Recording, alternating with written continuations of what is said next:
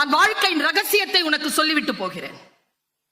வல்லமை பெற வேண்டும் என்றால் இந்த தாய் உனக்கு சொல்லுவதை உன் டைரியில் எழுதிக்கொள். இந்த அவையெல்லாம் நிறைந்திருக்கக்கூடிய இந்த குழந்தைகளிடத்தில் நான் பேசுவது அவைக்காக பேசுவதல்ல, இண்டிவிஜுவலுக்கு நான் பேசுறேன். இண்டிவிஜுவலுக்கு நான் பேசுறேன். எங்க நிமிந்து உட்கார்.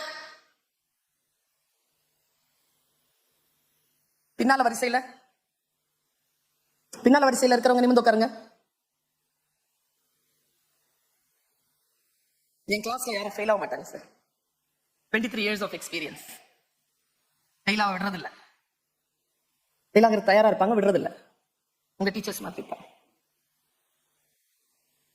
ஜெயிக்க வைக்கணும். நான் என்ன பண்ணணும் தெரியுமா? சொன்ன உடனே பேச்சை கேட்டுச்சிங்களா பிள்ளைங்க? உங்க வாழ்க்கையில் ஒரு மிக உயர்ந்த ஒரு விஷயம் நடந்திருக்குதோ இந்த வினாடியில?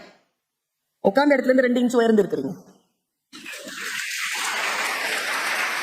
நிமிந்து உட்காரணும். டக்குன்னு உட்கார்ந்தல்ல, பெரிய விஷயம் இல்ல. சொல்ற பேச்சு கேளு. யார் சொல்ற பேச்ச அது தெரியணும்.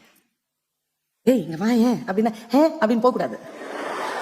என்னன்னு கேட்கணும். பெண் குழந்தைகள் கேட்கணும் சில விஷயங்கள். இந்த வயசுல முக்கியமா இந்த 9th 10th 11th இந்த வயசுல கொஞ்சம் கிளுகிளுப்பான விஷயங்கள் மனசுல தோணும். நான் காதை முடிக்கோங்க, ஒரு விஷயம் சொல்ல போறேன் குழந்தைகள். அப்படி தோணுச்சுன்னா மெடிக்கலா யூ ஆர் ஃபிட்னு அர்த்தம். ஆனா ஏதாவது செயல்பாட்டுக்காக ஸ்டெப் எடுத்துட்டேன்னா தூக்குறேன்னு அர்த்தம்.